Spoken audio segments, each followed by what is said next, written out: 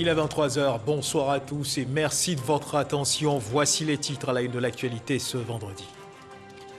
À l'Assemblée nationale, les appels de fonds introduits par les départements en charge du cadre de vie et des équipements collectifs devant les députés membres de la Commission des affaires économiques et financières ont été validés. 761 milliards de francs CFA pour le cadre de vie et les équipements collectifs.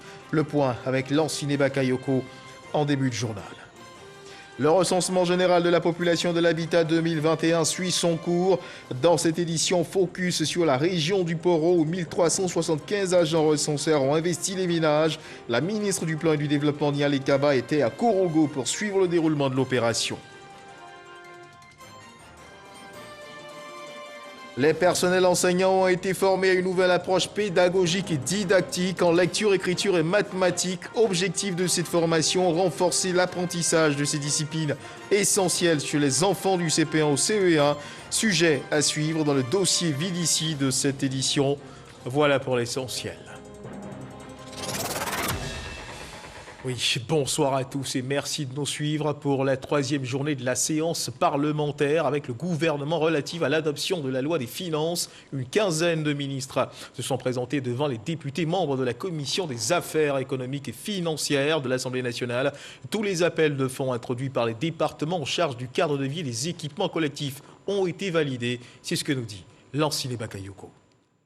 204 milliards de francs CFA. C'est le montant cumulé des crédits accordés aux 3 départements ministériels en charge du cadre de vie et de la protection de la nature. Avant ce quitus, les députés ont exprimé au ministre de l'Environnement et du Développement durable, à celui de l'Assainissement et de la Salubrité et au ministre des Eaux et Forêts la nécessité d'entretenir la biodiversité et de garantir un environnement sain aux populations. Nous voulons espérer que le gouvernement pourra être appuyé, critiqué oui, mais appuyé par l'Assemblée nationale pour que les programmes qui sont prévus dans notre programme gouvernemental puissent être appliqués au profit de nos populations. Les fonds sollicités par le ministre de l'Équipement et de l'Entretien routier et son collègue de la Construction, du Logement et de l'Urbanisme, qui avait à ses côtés le secrétaire d'État chargé du logement social, ont été également acceptés. Ils recevront près de 143 milliards de francs CFA. Pour 2022, Amédée Kouakou prévoit globalement le bitumage et l'aménagement de 1922 km de route. Quant à Bruno Nabagné-Koné, priorité restera à la modernisation des procédures. Notre ambition, c'est d'en faire davantage, bien évidemment, mais cela nécessite des ressources encore plus importantes. Donc c'est le message, le deuxième message que nous envoyons, que nous adressons au ministre du Budget, mais que nous adressons également aux députés, en leur demandant de nous accompagner dans la mission qui est la nôtre. Au niveau des équipements collectifs, les besoins des 3 départements, à savoir la promotion des investissements privés, l'hydraulique ou encore le ministère du pétrole, des mines et de l'énergie, s'élèvent à 414 milliards de francs CFA. Selon Laurent Tchagba, le cadrage de l'action gouvernementale dans ces différents domaines mettra en avant le bien-être des usagers. Nous voulons ici remercier l'Assemblée nationale pour avoir examiné les différents budgets avec efficacité, avec rigueur. Et au travers de cette rigueur, nous sommes heureux de pouvoir finalement avoir eu le quitus pour ces différents budgets qui, mis en œuvre, vont nous permettre d'atteindre les objectifs que le gouvernement nous a fixés. Dans les semaines à venir, tous les commissaires du gouvernement se retrouveront devant le Sénat à Yamoussoukro, la deuxième chambre du Parlement, ultime étape avant les plénières. RGPH 2021, 1375 agents recenseurs ont investi les ménages des régions du Poro, de Korogo, d'Ikodougou, Silématieli, Mbangué, dans le cadre justement du recensement général de la population de l'habitat. La ministre du Plan et du Développement, Niale Kaba, était à Korogo pour suivre le déroulement de l'opération à Mississauga. Recensement général de la population et de l'habitat dans le Poro. 1375 agents recenseurs, sous la supervision de l'Institut national de la statistique, sont à pied d'œuvre pour mener à bien l'opération. Pour se rendre compte de l'effectivité du recensement et pour exhorter les populations à s'approprier l'opération, la ministre du Plan et du Développement, Niale Kaba, a effectué des visites inopinées dans plusieurs ménages à Korogo. Avec elle, le ministre de la Communication, des médias et de la francophonie, Amadou Koulibaly, par ailleurs deuxième adjoint au maire de Korogo. Ici, nous sommes au quartier Air France, l'une des étapes du parcours du cortège ministériel. Et la maman, c'est là qui pour toi. Haute destination. Le village de Waranene, situé à 5 km de la ville de Korogo. L'équipe des agents recenseurs s'attelle à remplir le questionnaire. Une procédure jugée longue par les populations. Toutefois, elle montre leur intérêt pour l'opération. Pour mobiliser la population, nous avons déjà constaté que les agents sont là. Moi, j'ai déjà parlé aux gens. Je leur ai expliqué le bien fondé de l'opération et vous pouvez compter sur moi. Recenser la population, c'est tout à fait normal et c'est une bonne chose. Chaque région, connaissant sa population, peut concocter des programmes de développement adaptés à leur région. Pour le ministre Amadou Koulibaly et Niale Kaba, il s'agit d'une opération importante en vue du développement du pays qui requiert l'adhésion de tous. Je suis heureux qu'à Korogo, l'opération se passe bien et donc c'est avec un grand plaisir que j'accompagne le ministre du Plan pour s'assurer que tout se passe bien ici à Korogo et nous n'avons aucun doute qu'à l'image de Korogo, cela se passe très bien donc, dans toutes les régions de la Côte d'Ivoire. Je suis sur le terrain à Korogo, loin d'Abidjan, et je me rends compte que dans le pays profond, le message est passé. Je voudrais à la suite du ministre dire que toutes les populations sont concernées et formuler le vœu que hors de Korogo, dans les autres communes et dans les autres régions, les populations s'approprient cette opération parce que tout le monde est concerné. Lancé le 8 novembre 2021 sur l'ensemble du territoire national, le recensement général de la population et de l'habitat 2021 prendra fin le 28 novembre prochain.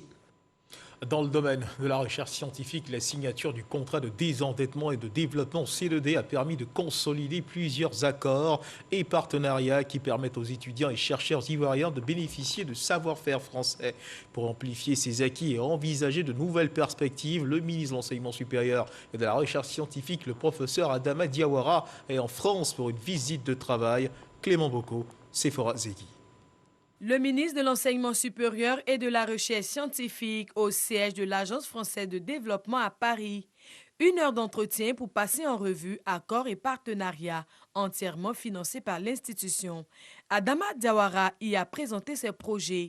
Création de classes préparatoires pour ingénieurs, renforcement des capacités des enseignants et création d'un plateau technique aux normes internationales, entre autres. Il a par la suite eu un déjeuner de travail avec Campus France où un accord de partenariat a été formalisé. Je suis ravie d'avoir signé avec Monsieur le ministre de l'Enseignement supérieur, de la Recherche et de l'Innovation en Côte d'Ivoire une convention cadre qui permettra de financer en France les mobilités des talents de Côte d'Ivoire. Nous avons par exemple au niveau des enseignants-chercheurs la possibilité que les enseignants-chercheurs de nos universités ou de nos grandes écoles publiques puissent venir en France dans des structures d'enseignement supérieur et ou de recherche pour des stages d'immersion. Après ce rendez-vous, la délégation ivoirienne a eu droit à une démonstration de la technologie 3D, expérience chez Dassault Systèmes, un partenaire qui va accompagner les nouvelles générations d'ingénieurs et de techniciens dans la maîtrise et le déploiement des bonnes pratiques en matière d'innovation industrielle. Notre métier, c'est de fabriquer des solutions, permettre aux innovateurs de concevoir, modéliser, simuler et produire n'importe quel produit, depuis le plus simple jusqu'au plus complexe. Ces solutions, elles sont utilisées dans le monde industriel depuis de longues dates. Nous avons aussi la possibilité d'apporter ces solutions au monde académique. Et donc notre proposition à Monsieur le Ministre, c'est que pour le ministère de l'Enseignement supérieur et de la Recherche scientifique, ces mêmes outils puissent être mis entre les mains de la communauté des enseignants et des apprenants, et ainsi leur permettre d'apprendre en contexte de l'industrie. En janvier 2022, c'est-à-dire dans à peine 2 mois, ça sera déployé à l'INPHB, plus précisément à l'École supérieure d'industrie, et après dans les universités publiques. Et vous avez vu toutes les possibilités que ce logiciel offre il n'est pas question que nos étudiants n'en bénéficient pas. Dans la même dynamique, la Direction générale de la recherche et de l'innovation et l'Institut de recherche pour le développement IRD ont dressé un bilan des acquis de la coopération au ministre de tutelle. Nous avons en Côte d'Ivoire mis en place avec nos partenaires, notamment les universités, les centres de recherche, des outils, des laboratoires mixtes internationaux, des jeunes équipes associées, de façon à pouvoir trouver ensemble le moyen de renforcer les solutions à ces défis que nous connaissons tous. Au niveau du C2D, il y a beaucoup de projets, dont le projet d'opérationnalisation du Centre national de calcul, le projet NRCC, dans lequel aussi l'IRD nous accompagne et qui permettrait de rendre le centre de calcul très opérationnel au cœur, moteur du développement de la Côte d'Ivoire. Après le 3e contrat de désendettement et de développement C2D, de nouvelles perspectives s'ouvrent pour l'enseignement supérieur et la recherche scientifique. Et retour en Côte d'Ivoire, le dossier Vidici de cette édition qui fait focus sur les nouvelles approches pédagogiques et didactiques. Les personnels enseignants ont été formés à une nouvelle approche pédagogique et didactique en lecture, écriture et mathématiques. Nous le disions à l'instant dans les titres. Objectif de cette formation, renforcer l'apprentissage de ces disciplines essentielles chez les enfants du CP1, CP2 et CE1 pour une meilleure maîtrise. Une formation délivrée dans le cadre du projet d'amélioration des prestations de services éducatifs. Eugène Atoubé.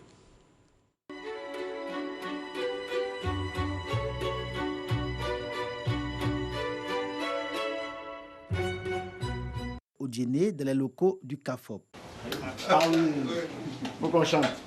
Bien, le chant, c'est le petit Booussou. Pour commencer la journée, une chanson culte bien connue dans le milieu enseignant. 2 et 3. Le petit Bossou s'en va à l'école en portant son sac posé sur l'épaule. Ce jour-là, la chaîne d'encadrement pédagogique était en formation dans un rôle d'apprenant, un véritable jeu de simulation. La simulation consiste à se mettre dans la peau de l'enseignant et faire le cours du début jusqu'à la fin en respectant les différentes étapes.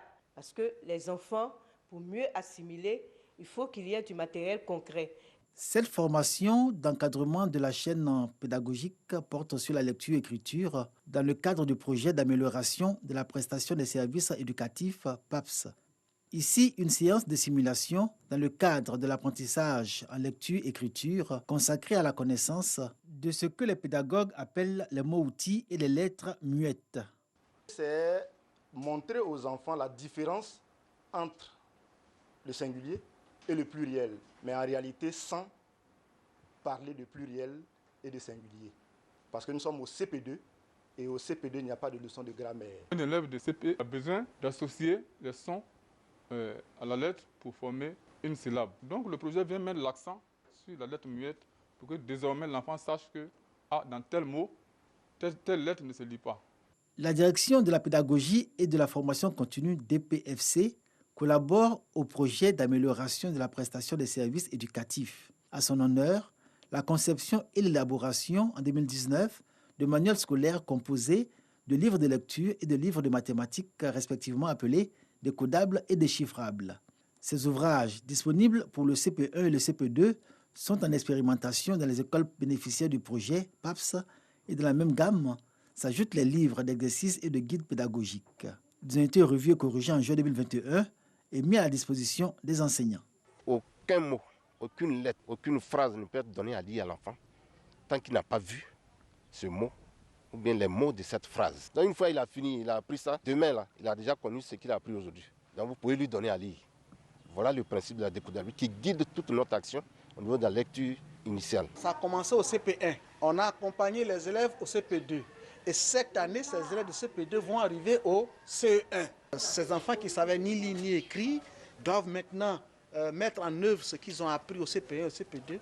Les classes de CE1, justement, les ouvrages d'apprentissage en lecture-écriture pour ce niveau devraient être disponibles courant de cette année scolaire, ceux du maître comme ceux des apprenants. Le processus de conception est en voie d'achèvement.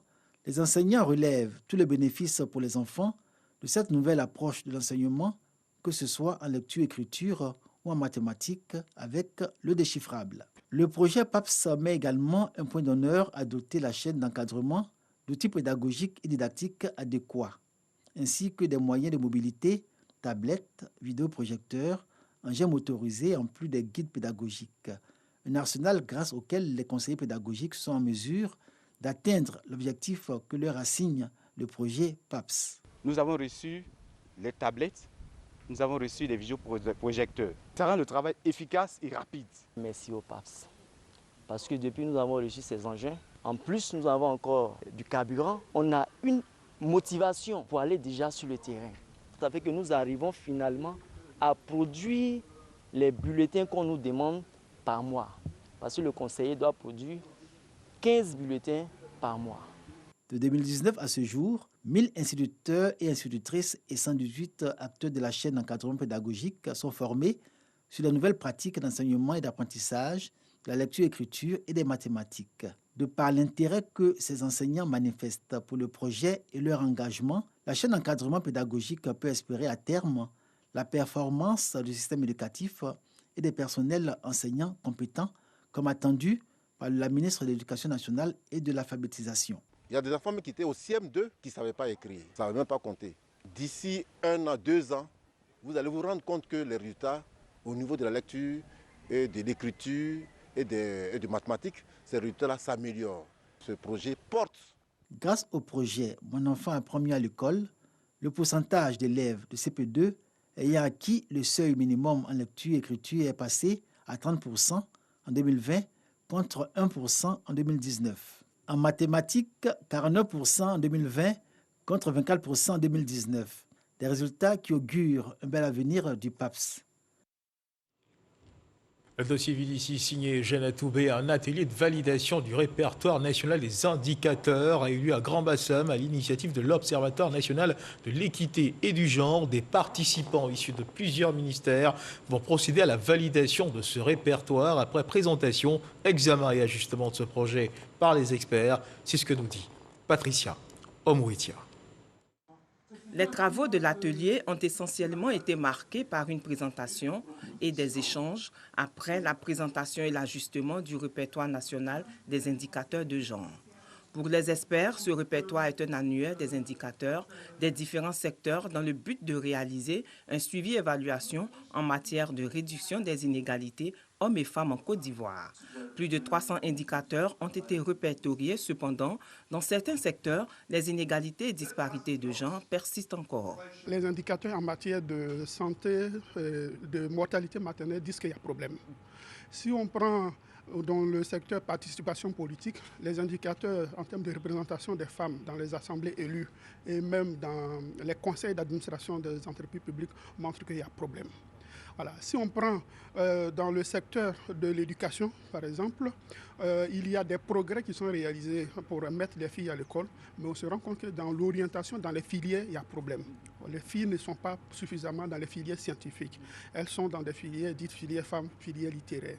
Donc il y a des efforts à faire. Un répertoire national parce que la Côte d'Ivoire a pris des engagements aussi bien au plan national qu'au plan international.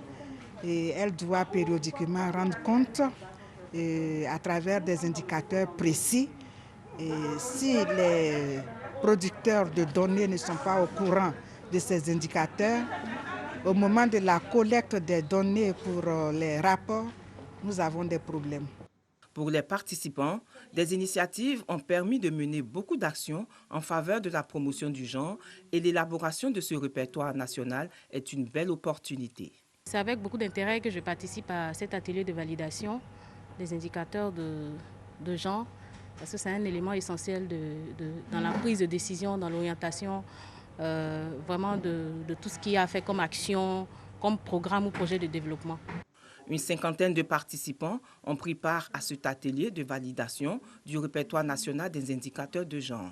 Créé en juillet 2019, l'OLEG, l'Observatoire national de l'équité et du genre, est une structure de veille, d'alerte et d'anticipation en matière d'équité et d'égalité entre les hommes et les femmes en Côte d'Ivoire.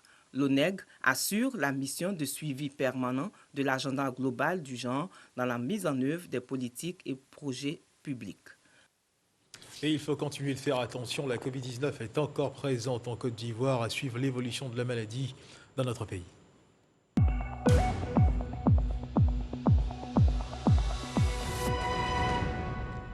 Le ministère de la Santé et de l'Hygiène publique de la couverture maladie universelle a enregistré ce vendredi 19 novembre 2021 15 nouveaux cas de Covid-19 sur 2316 échantillons prélevés, soit 0,6% de cas positifs, 17 guéris, 0 décès. À la date du 19 novembre 2021, la Côte d'Ivoire, notre pays, compte donc 61 568 cas confirmés, dont 60 516 personnes guéries, 702 décès et 350 cas actifs. Le nombre total d'échantillons est de 1 131 105. Le 18 novembre, 30 216 doses de vaccins ont été administrées, soit un total de 4 41 943 doses. Du 1er mars au 18 novembre, le ministre de la Santé et de l'Hygiène publique de la couverture maladie universelle, rappelons-le, invite toutes les personnes de plus de 18 ans à se faire vacciner dans les centres de vaccination. La vaccination contre la Covid-19, qui, rappelons-le, est gratuite et volontaire. Du côté de l'Afrique du Sud, les exposants ivoiriens sont présents à la 2e édition de la foire commerciale intra-africaine qui se tient depuis lundi dernier à Durban pour nouer des relations de partenariat et rechercher des financements dans le pays. Karia Dama, Jean-Jacques Comé. Plus de 30 exposants ivoiriens prennent part à la 2e édition de la foire commerciale intra-africaine IATF de Durban. Au stand de la Côte d'Ivoire, on trouve un peu de tout. Café, cacao, mangue séchée, beurre de karité, vivriers, vêtements et non loin des produits de l'industrie, tous made in Côte d'Ivoire. Ces genres de rencontres permettent justement aux chefs d'entreprise de nouer des partenariats et d'avoir justement des opportunités pour pouvoir améliorer leurs activités et aussi pour renforcer les différents partenariats dans le cadre justement de la promotion de nos entreprises. J'ai eu à rencontrer du monde, tous les pays représentés, tous les pays africains représentés. J'ai eu même à rencontrer des personnes même qui ne sont pas du continent africain. Et c'est plusieurs opportunités qui s'offrent à nous en même temps. Nous, PME ivoiriennes, l'objectif aujourd'hui, ce n'est pas forcément de vendre sur le coup, mais c'est d'avoir des partenariats qui puissent développer, in fine, nos entreprises à long terme.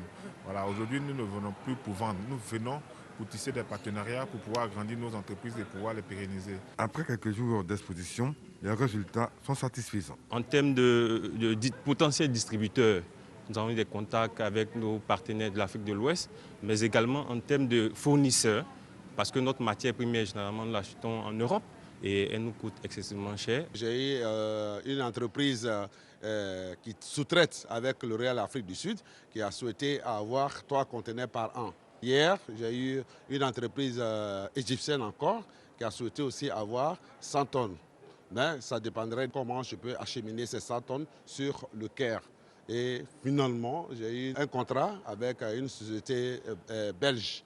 On savait déjà qu'ici, il y avait un véritable débouché, puisqu'il y a des entreprises qui sont en Afrique de l'Ouest là-bas, qui opèrent à partir de l'Afrique de l'Ouest et qui vendent en Afrique du Sud.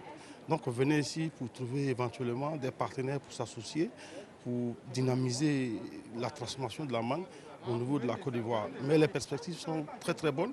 Nous avons eu des acheteurs, nous avons eu des partenaires techniques et des partenaires commerciaux. Des partenaires qui vont permettre de booster les relations commerciales entre la Côte d'Ivoire et les autres États du continent africain. Et loin de Durban, ici à Abidjan, une délégation de députés et maires conduite par le directeur exécutif du RHDP s'est rendue dans la commune de Koumassi pour visiter les projets de rénovation et d'embellissement qui ont changé le visage de la commune de Koumassi. Projet de rénovation initié par le maire Ibrahim Cissé Bakongo qui, rappelons-le, vient d'être primé meilleur élu local lors de la Journée nationale de l'excellence. Adama Bictogo s'est félicité des travaux effectués par le maire Cissé Bakongo. Konaté Moussa. Ces personnes au guichet se procurent des tickets de transport. C'est la règle dans cette gare communale de Koumassi. Un espace bien aménagé et sécurisé. Pour avoir grandi à Koumassi, j'ai vu comment les choses ont évolué. Auparavant, c'était un désordre de grands carrefours. Pour se rendre dans d'autres communes, pour emprunter les taxis communaux, vraiment c'était un grand désordre. Mais aujourd'hui, avec cette nouvelle gare, tout est bien organisé, tout est bien structuré. Tu te rends à la caisse, tu donnes ton argent, tu prends ton ticket. La gare est bien faite, c'est bien situé, il y a de l'ordre. C'est pas comme avant où il y avait le désordre. En tout cas, la gare est bien faite. Quand nous venons, on cherche tranquillement. Les passagers sont là, ils ont leurs tickets, ils montent et puis nous, on s'en va. Autre lieu, chez les vendeurs de bois. Installés de façon anarchique par le passé, ils mènent désormais leurs activités dans un endroit mieux organisé. Ici, avant, c'était un terrain. Les gens sont là pour déposer beaucoup de yama avec les gens qui jouent au ballon. Donc, monsieur le maire nous a dit bon, il va arranger ici pour nous faire du magasin pour s'installer ici. Et nous sommes d'accord avec le monsieur le maire. On nous a installés en même temps ici. L'endroit aujourd'hui est fréquentable. Tout le monde vient. Tout le monde est en sécurité. Les bagages sont en sécurité. Les marchandises sont en sécurité. Gare des taxis intercommunales modernes, vendeurs de bois bien casés, des aires de jeu dans les quartiers, les abords de rue ont fière allure. La commune de Koumassi affiche un nouveau visage. Le constat est fait par cette délégation d'élus et cadres du RHDP, conduite par Adama Bictogo. Il y a ce qu'on entend, mais il y a ce qu'on voit. Nous sommes venus, nous avons vu. Et ce que nous avons vu a renforcé encore notre fierté. Lorsqu'on s'est décliné la vision du président Alassane Ouattara, les Ivoiriens, comme on l'a constaté pendant tout le parcours, les gens sortaient de tous les domiciles, de tous les magasins pour applaudir. C'était pour eux l'expression de leur bonheur. L'expression d'avoir pour eux un homme qui s'efface devant tous les grands chantiers qu'il fait parce qu'il met en avant le bonheur du peuple de Koumassi. Et c'est ce que nous sommes venus apprécier. Ibrahim Sissé Bakongo, maire de Koumassi, est lauréat du prix du meilleur élu local 2021. Distinction reçue lors de la récente journée nationale de l'excellence. Et les militants du RHDP de la commune de Didiévi effectuent leur rentrée politique. L'équipe du coordonnateur régional, Dr Brice Kouassi, place cette rentrée sous le signe d'un nouveau départ. Le RHDP entend faire de Didiévi un bastion aux couleurs uniques, celle du RHDP. C'est ce que relève Kader Sokotoko. Cette rentrée politique du RHDP de Didiévi est perçue par les militants comme l'heure de la grande messe. Leur mobilisation milite en leur faveur. Ils sont venus des 4 coins du département pour réitérer leur engagement ferme à servir le parti du président Alassane Ouattara. On répare, mais sur de nouvelles bases, avec de nouvelles stratégies. Je vais vous dire une seule chose. Plus jamais le RHDP ne connaîtra la défaite ici à Didiévi. Votre fils, Alassane Ouattara, a besoin d'être soutenu. Cette rentrée politique, le coordonnateur régional RHDP, Dr Brice Kouassi, tient à marquer un nouveau départ aux saveurs du vivre ensemble et de la solidarité agissante. Le travail que le président Alassane Ouattara nous a donné là, ce n'est pas un petit travail. Didiévi, en 2011, c'était exactement 46 villages électrifiés. Quand le président Alassane Ouattara arrivait au pouvoir, 46 villages. Aujourd'hui, nous sommes à 142 villages électrifiés. Il reste un seul village. Après cette grande mobilisation à la place de l'indépendance de Didiévi, place désormais aux tournées à l'écoute des militants. Dr Brice Kouassi, en véritable catalyseur, saura répondre à coup sûr à leurs sollicitations. Et les populations du département de Diokoué ont célébré le lundi 15 novembre dernier la 25e édition de la Journée nationale de la paix, occasion pour eux de faire l'état des lieux de la cohésion sociale dans cette partie du pays qui a été durement éprouvée au cours de la dernière décennie. Une marche pour la paix, une conférence publique et la distinction de plusieurs artisans de la paix ont été organisés. Le compte-rendu de notre correspondante F.V. Pour la célébration de la 25e édition de la Journée nationale de la paix, JNP, ce 15 novembre 2021, les populations du département de Diokoué se sont retrouvées à Gbapleu, chef-lieu de sous-préfecture. Le préfet de la région du Guémon, préfet du département de Diokoué, Ibrahima Sissé, a salué l'engagement de toutes les forces vives de Diokoué qui ont œuvré depuis la fin de nombreuses années de crise pour aboutir aujourd'hui à un retour à la paix. Malheureusement, l'on constate que cette paix est souvent perturbée. Il en a relevé 3 causes principales. La première est l'insuffisante intégration intercommunautaire. La deuxième cause que je voudrais mentionner est la généralisation des fautes individuelles aux communautés. Comme si chaque individu agissait au nom et pour le compte de sa communauté. Une autre cause, et non des moindres, est le non-respect des mécanismes institutionnels pour obtenir justice ou réparation lorsque la conciliation n'a pas été possible. Pour adresser cet état de fait, l'autorité a invité les communautés à s'intégrer davantage entre elles. Il a aussi exhorté les populations à éviter de généraliser les fautes individuelles aux communautés et à ne pas se rendre justice soi-même, mais faire référence aux mécanismes mis en place par les autorités pour le règlement des conflits. Autre temps fort de la célébration de cette journée, un défilé des différentes couches de la population. Et dans l'actualité internationale, au Burkina Faso, depuis hier jeudi soir, les jeunes de la ville de Kayar, dans la région du centre-nord du pays, manifestent pour demander le départ des troupes françaises du Burkina Faso. Ils refusent de laisser passer un convoi militaire français qui doit rejoindre le Niger. Ces véhicules, rappelons-le, avaient déjà été bloqués à Bobo-Dioulasso et à Ouagadougou.